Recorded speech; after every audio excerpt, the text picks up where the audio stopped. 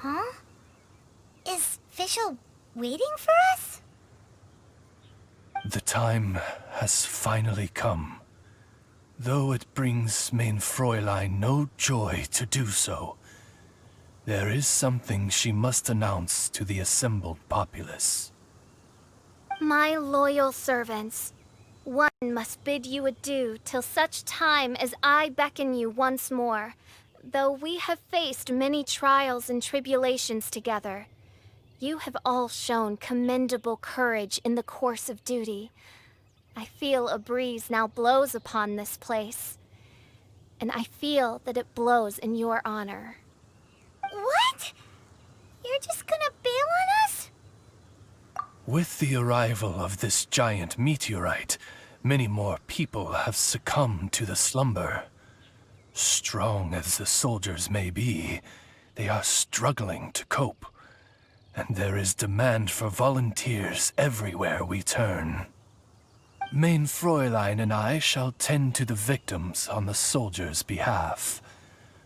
The rest of this investigation we place in your capable hands. Goodbye. You are a good listener. I enjoy chatting with you. To be honest, most of the other adventurers in the guild only ever talk to me when they want to hear Oz's reconnaissance reports.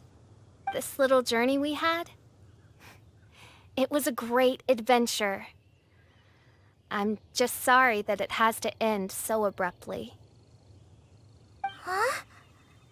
You're talking a little weirder than you normally do. Oh, yikes! What am I doing? I totally broke form! What main Fräulein means to say is that the mystical mysteries that vex and perplex are bound to be effortlessly extinguished by the advent of your commendable courage and wondrous wisdom. And now Oz's translation is the one that sounds all kooky. Main Fräulein simply wishes to say that she has every confidence that you will arrive at the truth of this matter. Ahem. Most indeed. My dear attendants, I hereby charge the Ritter der Verurteilung with leading you out from the darkness, back into the realm of light. Who are you calling your attendant? We will meet again. Once this matter is concluded, I propose that we all get a drink together. Well, now we're 2 people short. But let's not get hung up about that. The good news is I found something else out. I shaved some dust off the meteorite and used it to do another reading. It was actually really effective. These rocks have been around for hundreds, maybe even thousands of years. Leonard must have lived a very long time ago. The meteorites carry his will and can pass it on to others. In other words, centuries on from Leonard's life, and the strength of his will is not diminished one bit. A guy from the distant past with a burning ambition to scale the highest mountain. I'd be willing to bet that he was an adventurer. Just like you. An adventurer? That does explain his obsession with mountain climbing. Our approach so far has been too passive, and time has been against us every step of the way. We need to change our strategy, and we need to attack this problem at its source. Paimon agrees. From now on, we need to put Leonard at the center of everything we do. Yes, because if the meteorites carry Leonard's will with them, then it's precisely as Fischl said. The rocks are, in a sense, a curse. I'm a little incredulous, but it turns out her blind guess was actually spot on. No, I'm a respectable astrologist, and I shouldn't stoop to that kind of criticism. Anyway, all we need to do now is remove the curse. Okie dokie. Since we've got a historical adventurer on our hands, Paimon thinks we should pay a visit to the Adventurers Guild. Our records show that there have been many adventurers by that name over the years. It is impossible to know which one you refer to. However, I do recall that there is a book in the library authored by someone called Leonard. Perhaps you should take a look? Author Leonard. Where are you, Leonard? Aha! Gotcha! The index says that Leonard's book should be in the northwest corner on the top floor of the library. Northwest corner. Should be right over there.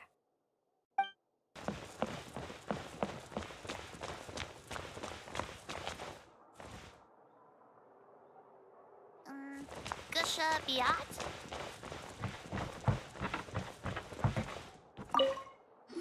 Found it! Of Mountains and Seas, a guide for adventurers written by Leonard. But the words have faded, and there are even pages missing. Paimon's got no hope of reading this.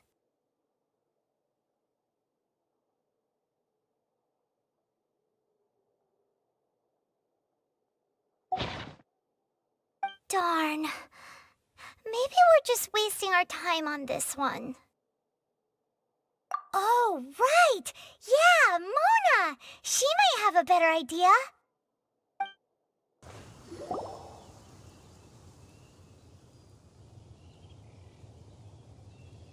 Look what we found! Leonard wrote a book!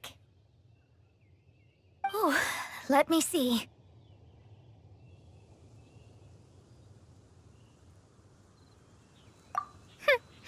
I could have predicted as much. Your average astrologist would definitely give up at this point. But I am Mona, progenitor of the future of astrology. Nothing can stand in my way. I simply need to deduce the missing portions with my astrolabe, write them in, and then decipher the text. Finished at last. So what does it say? Just as I thought. Leonard was an adventurer who lived 2,000 years ago. His lifelong dream was to reach the summit of a mountain called Pylos Peak. 2,000 years? So the constellation that caused the meteorites is from 2,000 years ago? Somehow, for some reason, this constellation was summoned down from the sky. I suspect that the Fatui have something to do with that part. Paimon thinks so too. Whenever something shady happens, you can bet the Fatui are involved. The meteorites harbor elemental energy, which radiates out and lulls people to sleep by some means akin to hypnosis. And if I'm guessing correctly, there should be some sort of core meteorite among the bunch, within which is a crystal that harbors Leonard's spirit. Well, if I were Leonard, I would want to make sure the core lands right on the snowy summit that I never made it to while I was alive. So the core should be at the top of Pylos Peak? Where is that? Paimon's never heard of it before. It's the first I'd heard of it too. So I compared the map from the book against the current topography of Mondstadt. Apparently, Pylos Peak no longer exists. Are you trying to say that the tallest mountain Paimon's never heard of just disappeared? I once read somewhere that the Animo Archon, Barbados, once used his divine power to mobilize the winds and blow the ice and snow from the face of the earth. The whole landscape of Mondstadt was changed in the process. The mountains of that age were replaced by the vast stretch of ocean we see today. Still, a mountain that high, drop it into the ocean and it'll still leave a trace. The summit still reaches just above the water's surface, So the place known as Pylos Peak in Leonard's day is today known as Musk Reef. Oh. So, this is Pylos Peak. Not much to show for itself now, eh? Looks like someone beat us here. Is this like a popular tourist spot, or...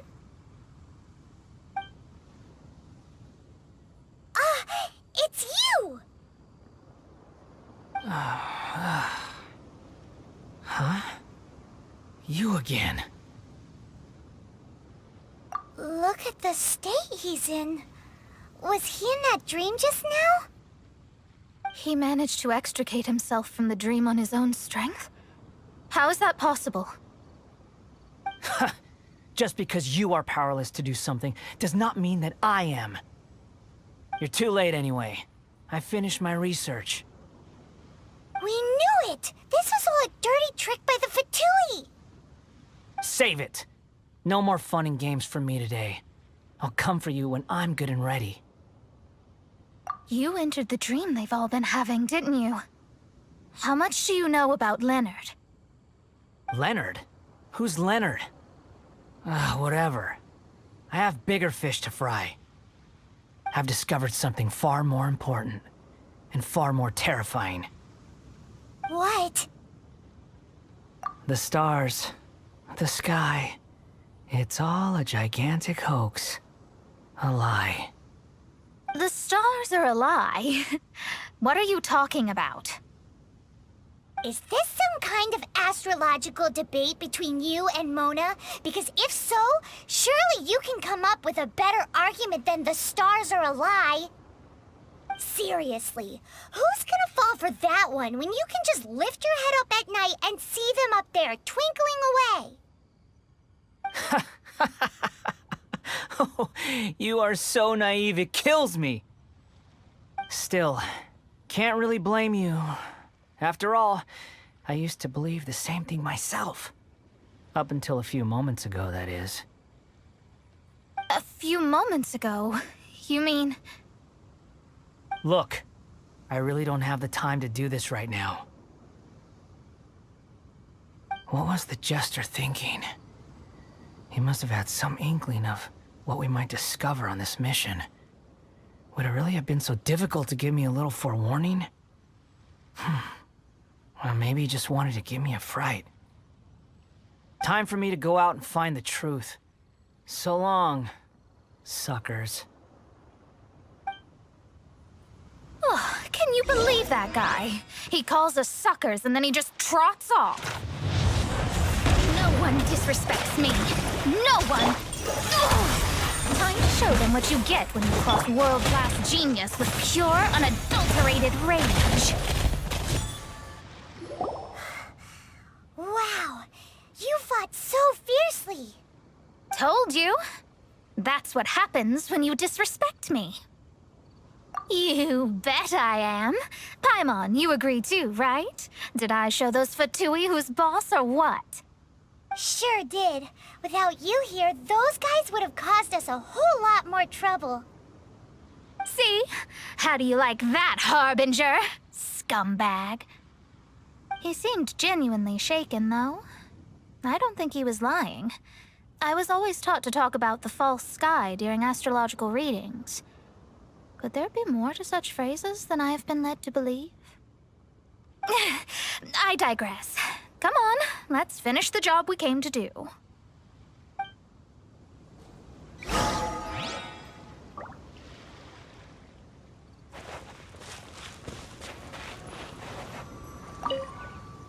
Whoa, this must be the core. It looks totally different from all the other meteorites. It's way more shiny. This stone harbors an unbelievable amount of elemental energy and human desire. It's the core, all right? Yes. Otherwise, the victims will never wake up. This core is the root cause of everything that has happened.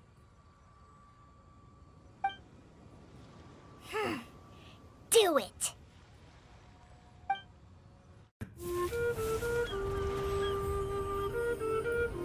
With ropes, we can scale mountains. With boats, we can sail the seas. By age 40, I had conquered every last domain. Pylos Peak alone defeated me. As an adventurer, and well, maybe in other ways too. Now, I am approaching the end of my life. Many times I have sat and stared up at that peak as the boundless snow slowly engulfed me. It is a beast without weakness, the merciless face of the world. It fills me with fear. And when an adventurer loses courage, they can no longer climb mountains. My mountaineering days may be over, but I have a greater ambition now. Humans create tools to conquer nature, and when nature conquers them in return, they create better tools. Where our legs cannot take us, maybe our tools can. And when tools fail us, perhaps wings can carry us instead. My dear friend, I leave you my designs for the wings of incompletion. Against the unknown, humanity stands as one. To be alive is to seek, to set foot in every place that the eye can see. I have little time remaining, though the wind has not yet come for my soul. But between us and your children, students, and friends, I believe that someone will reach that place at last.